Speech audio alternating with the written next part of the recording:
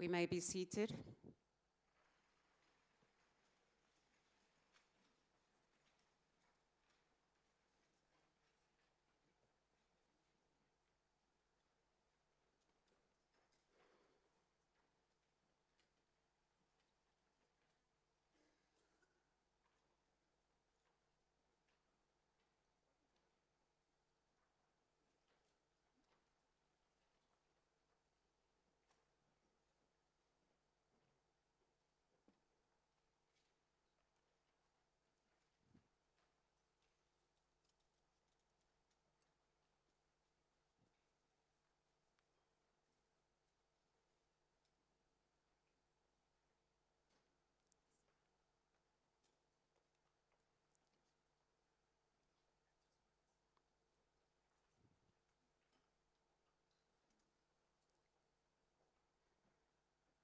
Your Excellencies, Mr.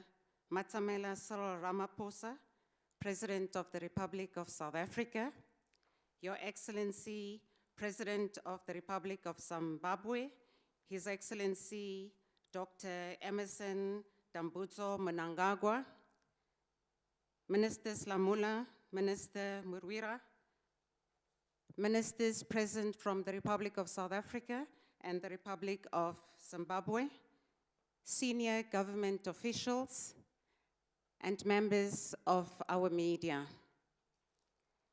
It is my honor to welcome you to the fourth session of the South Africa-Zimbabwe Bi-National Commission, chaired by both their Excellencies, President Ramaphosa and President Mnangagwa.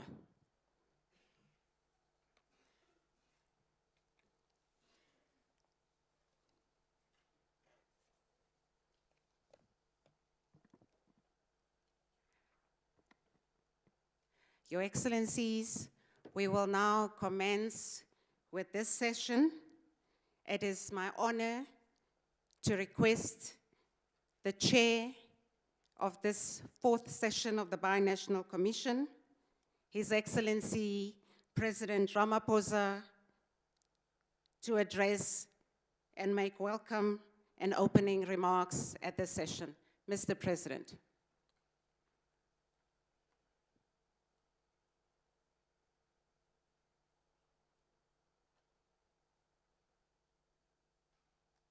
Thank you, Program Director. Your Excellency, President Emmerson Dambudzo Mnangagwa, the President of the Republic of Zimbabwe, Honorable Ministers here present,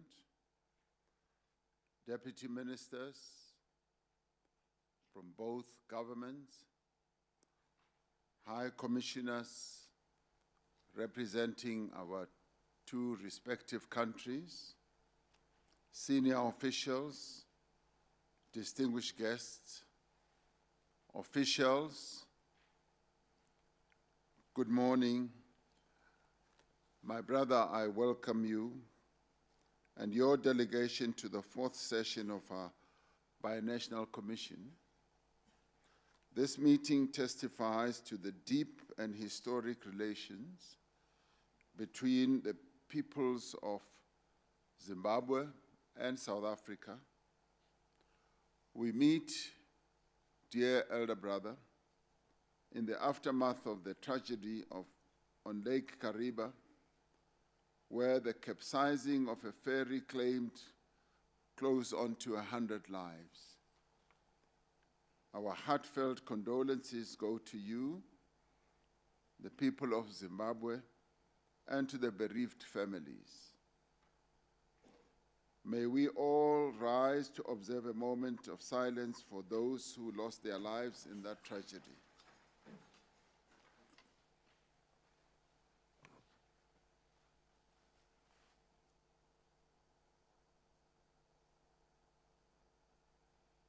Thank you.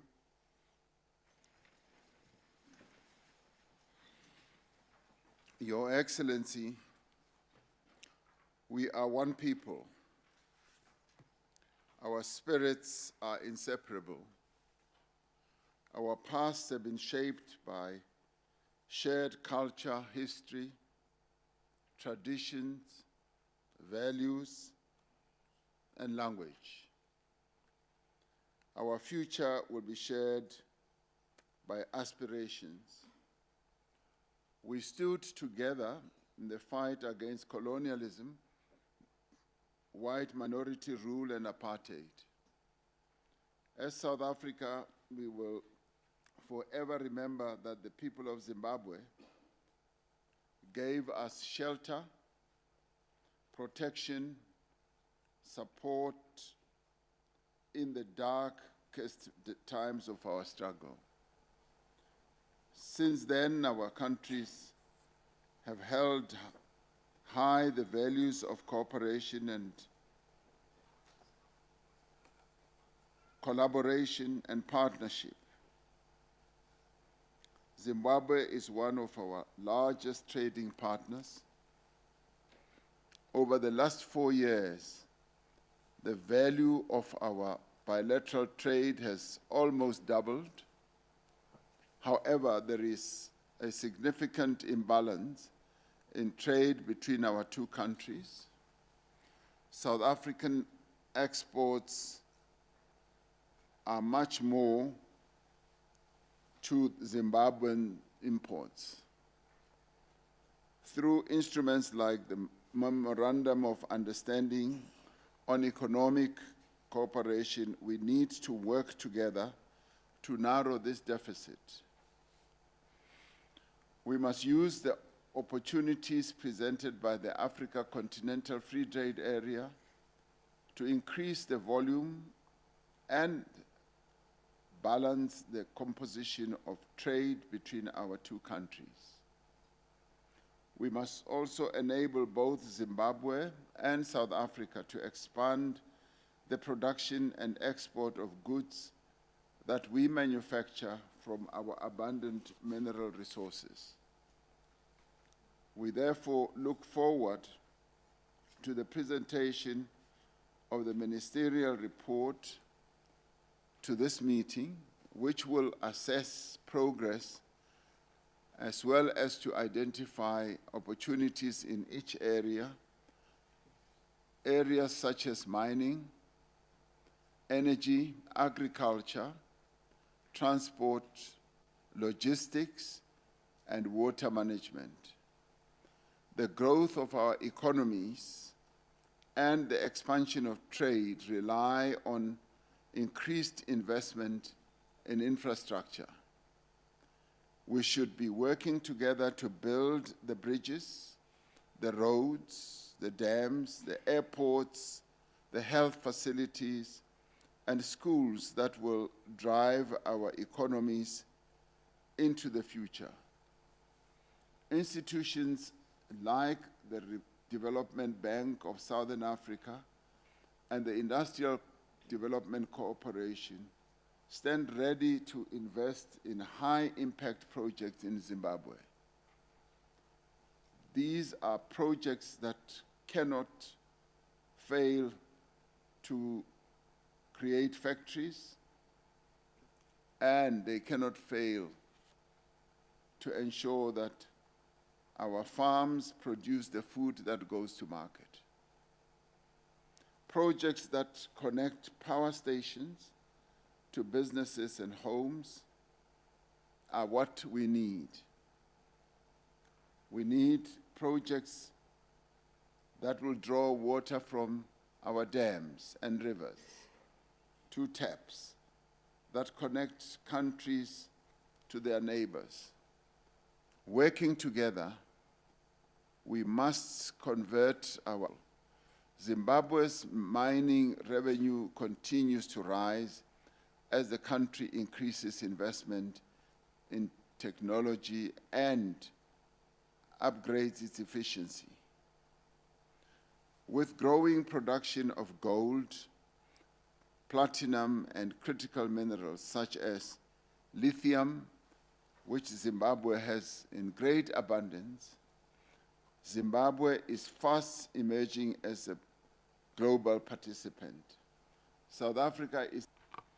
We've said for many years, export finished products. Together, we need to put that aspiration into practice. Together, we need to deepen cooperations in energy.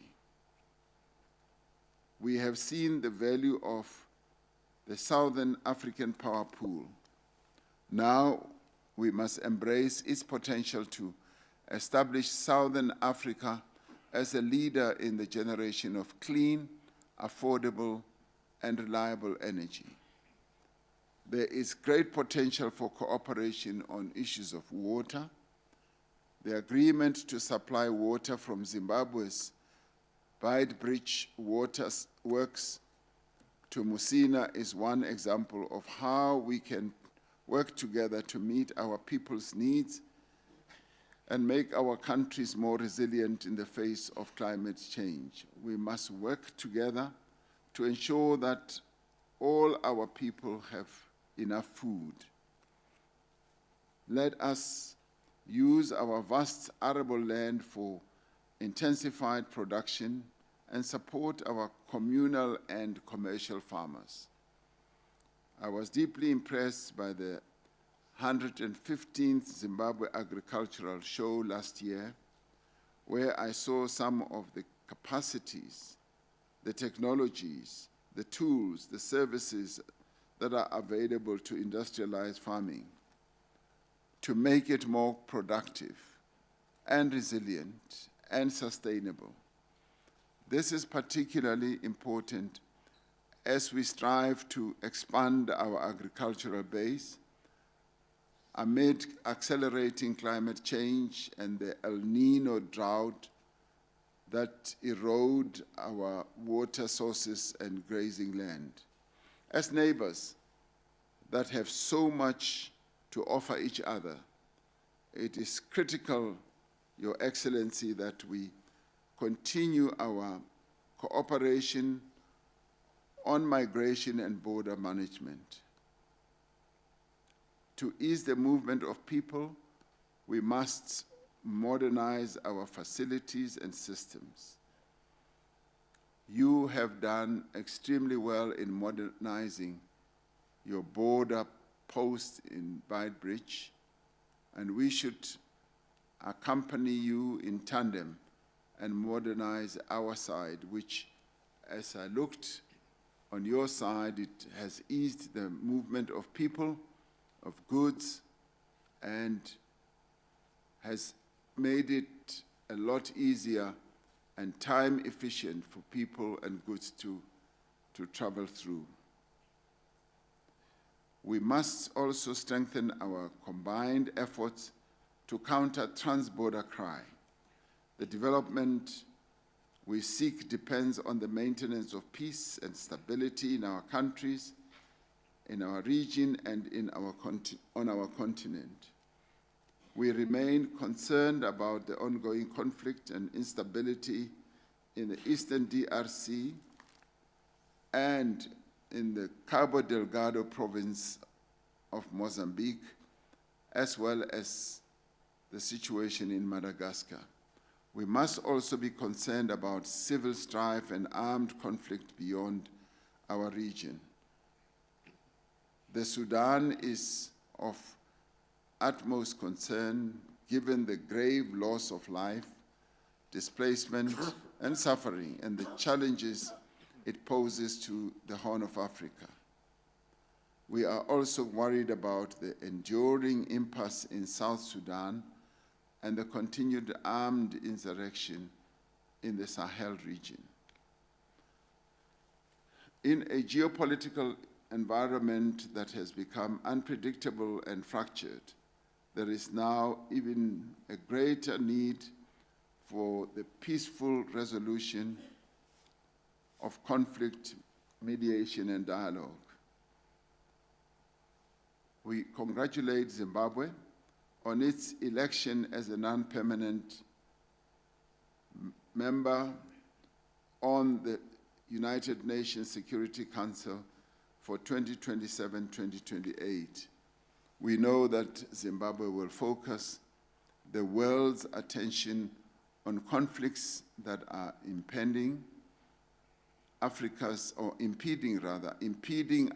development and mobilize global support for Africa's homegrown efforts to resolve them. South Africa and Zimbabwe stand together.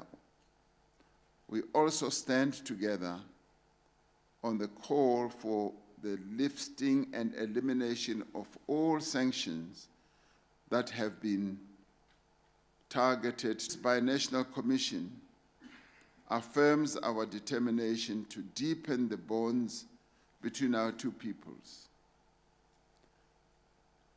to build inclusive economies that create work and sustainable livelihoods is our aim.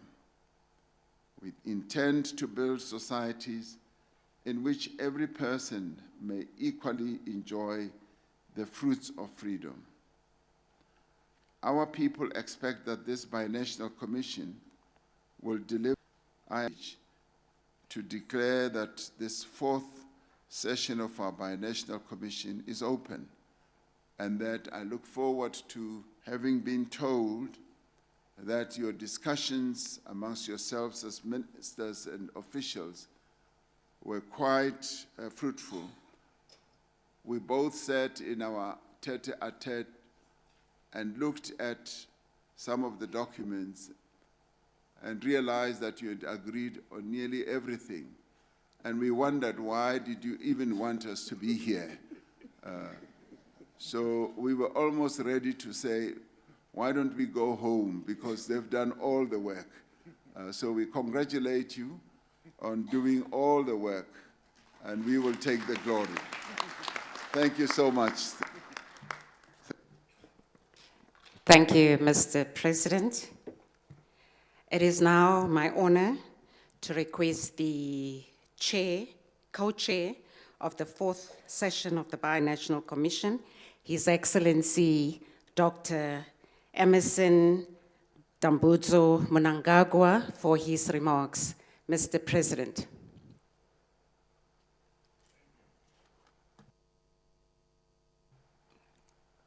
Thank you.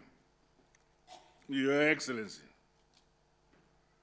Matamela Cyril Ramaphosa, Mashatile, Vice President of the Republic of South Africa, Professor Amon Murira, Minister of Foreign Affairs, Lamola, Minister of International Relations and Cooperation of the Republic of South Africa, Honorable Ministers in the Africa to the Republic of Zimbabwe, comrades and dear brother, younger brother, President Matamela Cyril Ramaphosa.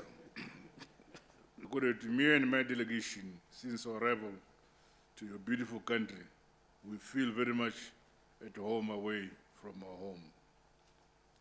The convening of this Binational Commission is timely and reaffirms the excellent historical relations that exist between our two sister republics. The bond between us is rooted in our ancestry and cultural ties, as well as shared and anti-colonial and anti-apartheid struggles. We also have similar aspirations for more prosperous economies and a higher quality of life for our peoples. Beyond the geographic border between us, Zimbabwe and South Africa are one people with a common past and inextricably linked destinies. The BNC is meeting following South Africa's successful hosting of the 46th Ordinary Summit of SADC Heads of State and Government, held in Durban.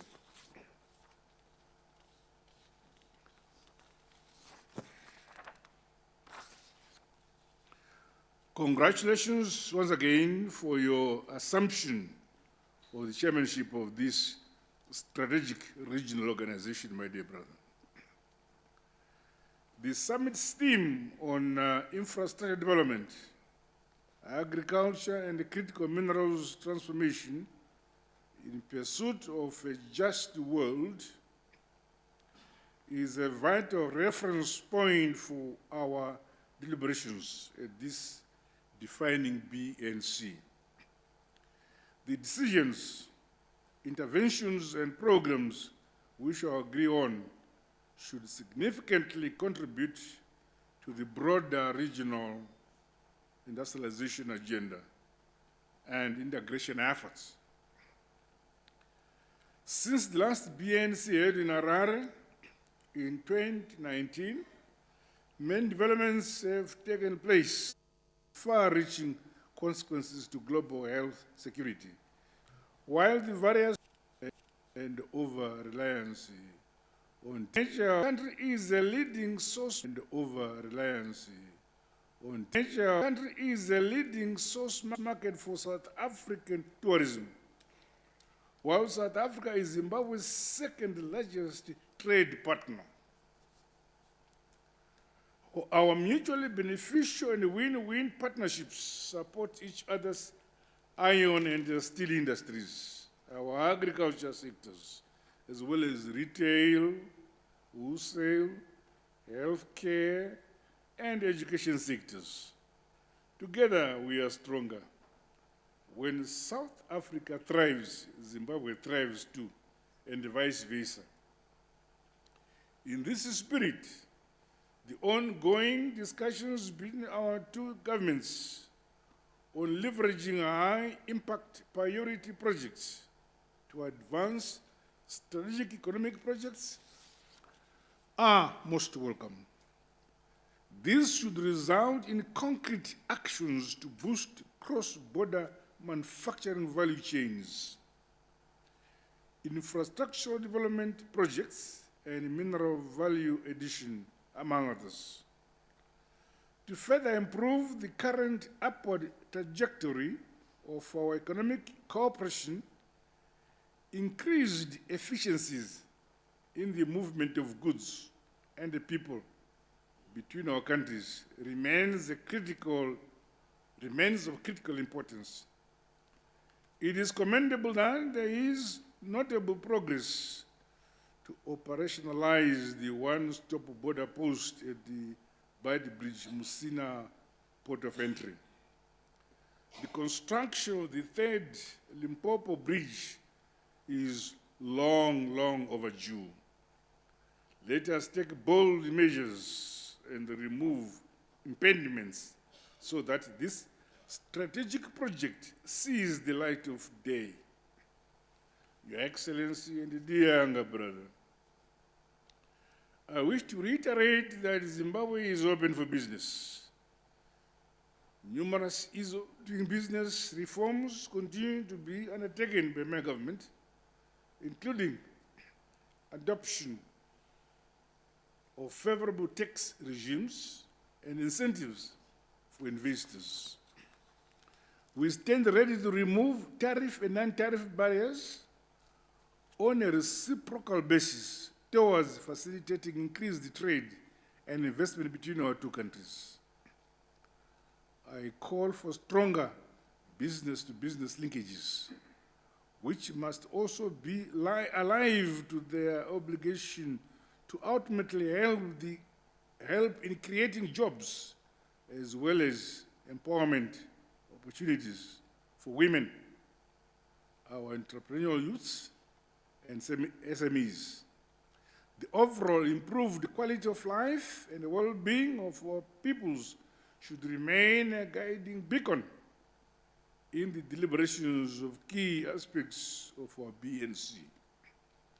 Your Excellency and dear younger brother, agriculture remains the bedrock of our economies. We have the primary obligation to feed our people. More work is necessary to consolidate national food security and sovereignty, beginning at household level. Zimbabwe is ready to facilitate the training of agriculture extension workers for South Africa. I urge the responsible ministers to expedite the attendant processes. Meanwhile, it is encouraging that we continue to participate at each other's trade promotion events. These include the Zimbabwe Agricultural Show, to which you were the guest of honor in August 2025, as well as the National Maize Producers Organization Agricultural Show here in South Africa, the Cape Town Mining Indaba, as well as Zimbabwe International Trade Fair. I applaud the cooperation in the field of energy between ZESA and ESCOM towards strengthening energy security for sustainable industrialization and economic growth for our two economies. Your Excellency and dear younger brother, we can only achieve our economic development goals and aspirations in a stable, peaceful, and secure environment.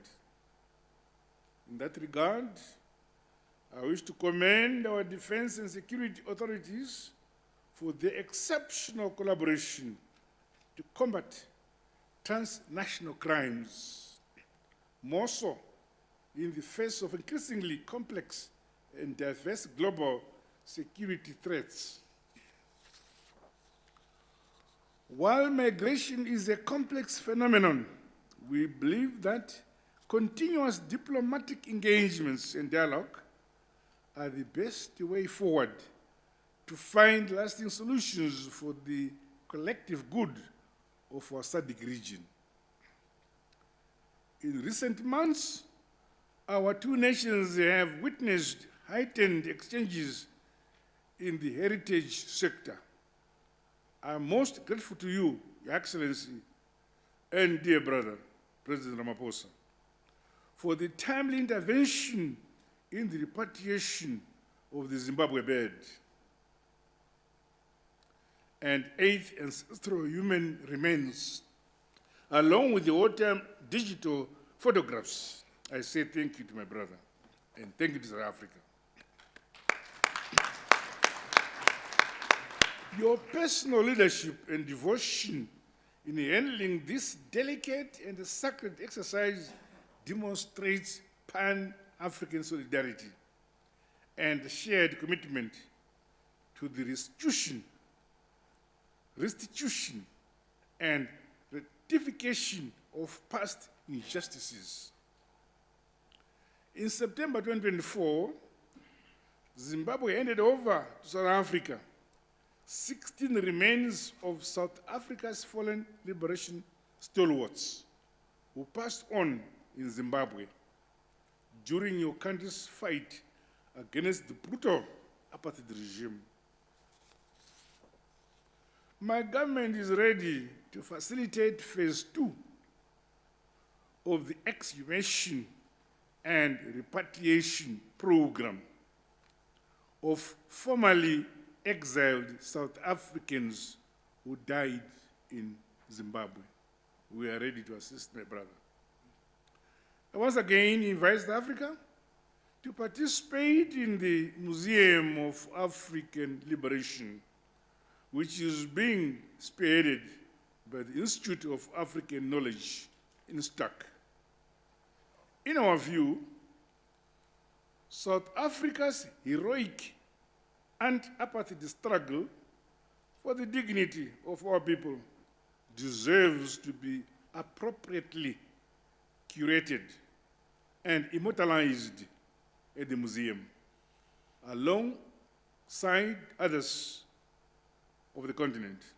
Your Excellency and a dear younger brother, allow me to express my gratitude to the government and the people of South Africa for the invaluable support towards Zimbabwe's selection as a non-permanent member of the United Nations Security Council for the period 2027 to 2028. Zimbabwe is prepared to serve with humility, integrity, and an unwavering obligation to the purposes and the principles of the United Nations Charter. We are also grateful for the consistent support which South Africa has rendered towards calling for the unconditional removal of the stupid and illegal sanctions imposed on our country. My dear brother, we thank you. Despite the negative effects of illegal sanctions in Zimbabwe's way, we say in Zimbabwe, ilizwe lakhiwa libuswe likhulekilwe ngabanikazi balo. Nyika inovakwa igotongwa konamatigwa nebene bayo. We all have the primary responsibility to build, develop, and industrialize our economies and our countries. Others may come to help us based on our national priorities and the unique circumstances. Let us never apologize for who we are. We must remain ourselves a proud, independent, and sovereign African people. In conclusion, I wish to thank you once again, my dear brother, younger brother, Your Excellency, for hosting this fourth session of our BNC. The signing of several instruments at this meeting requires our officials to implement all MOUs, agreements, and decisions with a greater sense of agency. I reaffirm that my administration remains dedicated to work closely with South Africa at the bilateral, regional, and continental and international levels to advance our shared goals and aspirations. I wish us, my dear brother, fruitful discussions and impactful outcomes. God bless you all. I thank you.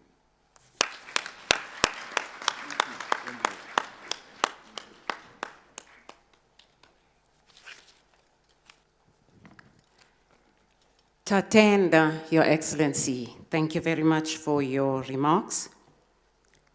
Your Excellencies, with your permission, I will now request members of our media to take leave as we